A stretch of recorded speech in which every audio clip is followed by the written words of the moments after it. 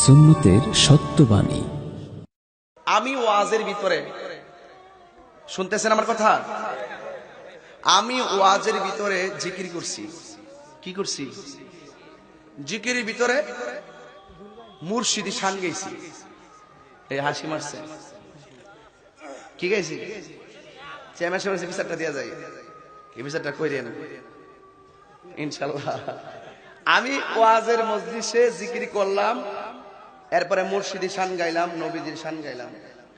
একদল মানুষ এই জিকিরটার কাইটটা দিয়া এটার ভিতরে বাজনা ঢুকাইছে, ঢুকাইয়া ওই জিকিরটারে ডিজে গান বানাইছে। কি গান বানাইছে? ডিজে গানটা মনে করেন যে 2021 হ্যাপি নিউ ইয়ার। এরা যে বছরের প্রথম দিকটা উদযাপন করছে, বহুত জায়গায় এই ডিজে গানটা লাগাই আর বিয়ের অনুষ্ঠানের দিকটা না লাগাইলে বলে হেরা জমি না। আমি কয়েকটা ধরছিলাম, লাল চুল কয়েকটা ধরছিলাম, পরে আমি এই যার লাল চুল, বাবারে লাল চুল করিস না, বাবারে লাল চুল করিস না, এগুলি আমার সামনে আইস না। আল্লাহ আল্লাহর সৃষ্টিটা এত সুন্দর তোমার বানাইছে, সৃষ্টিটা বিকৃতি করো না। কথা কোন ঠিক না বেঠিক? বাবারে এই বাবা চুল লাল দিস না বাবা। আজকে দেখেন একটা জিনিস, আসার পথে আমি যে কোথায় দাঁড়াইছিলাম ভাই, শফিক ভাই কই না দাঁড়াইছিলাম? অফিসের সামনে, নবগ্রাম না কোন জায়গায়। পাঁচটা ছেলে আসছে আমার সাথে ছবি তোলার জন্য। আমি গাড়িতে, তো চারটা ছেলে, প্রথম যে ছেলেটা নামছে এই ছেলেটাই ছবি তোলার জন্য নাম ছিল, কিন্তু চারটা ছেলে ছবি তুলছে, কিন্তু ওই ছেলেটা আর ছবি তুলে না, অথচ সে নামছে ছবি তোলার জন্য। কিন্তু আমার ড্রাইভার বলতেছে দেখি ছবি তুলতে আসে কিনা, আসলে একটা কথা কমাই। আমিও ভাবতেছি সে ছবিটা না তুলে চলে গেছে, কারণ তার চুলগুলো ছিল লাল। সে এটা ভালো করে জানে যে সবাই আমারে অসাম কইলেও হুজুরে অসাম কইতো না। কথা কোন ঠিক না বেঠিক? দুই চারটা বন্ধু যে তোমার অসাম কয় আর লাল চুল লাল করে দেয় আর কাটিং কুটিং চুল কাটো, 5-7টা বন্ধু তোমার খুব সুন্দর ভালো বলবে, শতকরা 98 তোমার বিরুদ্ধে গোপনে গোপনে তোমার সমালোচনা করে, তোমার আব্বার কাছে বিচার দেয়। কথা বলে ঠিক না বেঠিক? এই চুল কিন্তু অনেক সভ্যতার পরিচয় বহন করে। কথা বলে ঠিক না বেঠিক? বাবার চুল লাল করো না, আল্লাহর এই চুল ডিজাইন করে এগুলা করো না। এই যে দেখো আমি জিকির করছি, এরা ডিজে গান বানাইছে।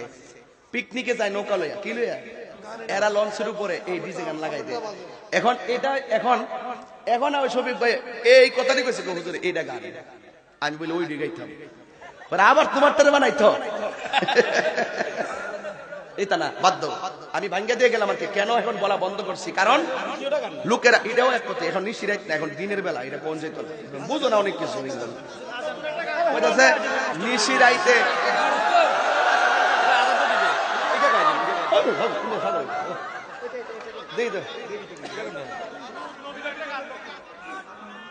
আমার আজান শোনা খুব শখ।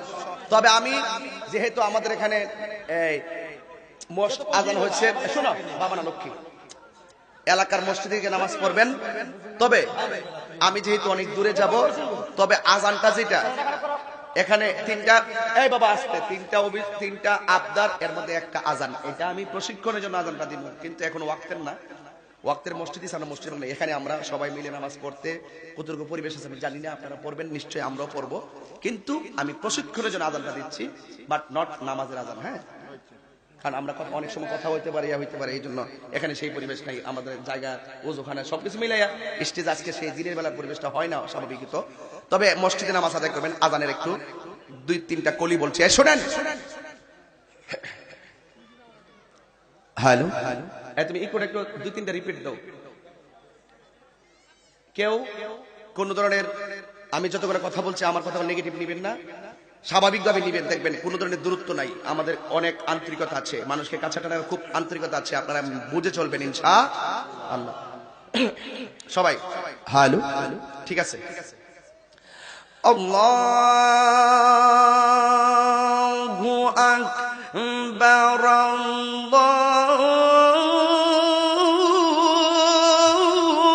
আল্লাহু আকবার। সাউন্ডটা তুলে দাও। আল্লাহু আকবার,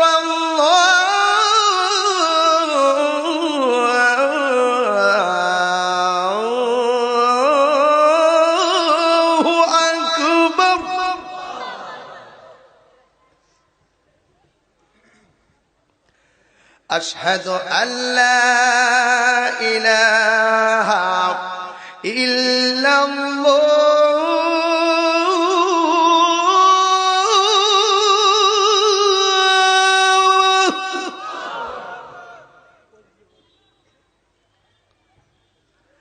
আশহাদু আল্লা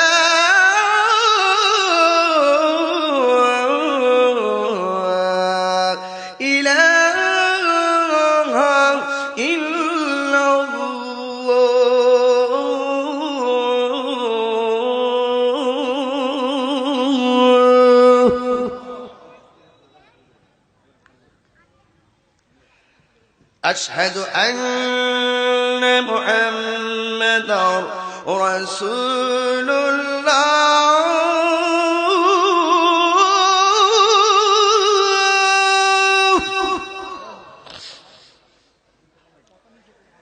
أشهد أن محمدا رسول الله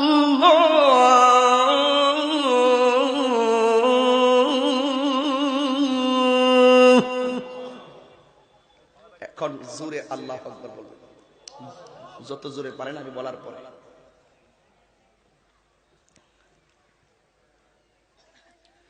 হাইয়া আলাস সালাহ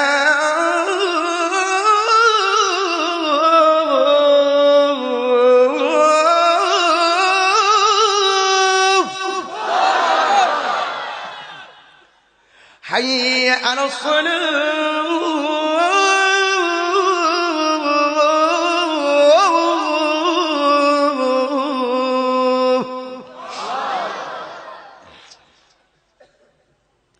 حي على الفلاح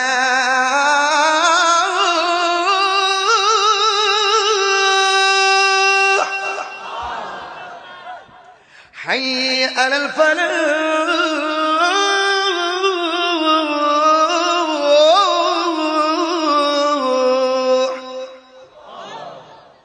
খুশি না বেজার? খুশি না বেজার?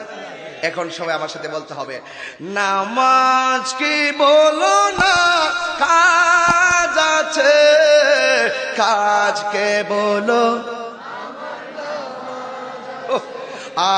নামাজ কি বলো না কাজকে বলো নামাজ বিহীন পড়ো পারে কি জবাব দিবে তুমি প্রভুর কাছে?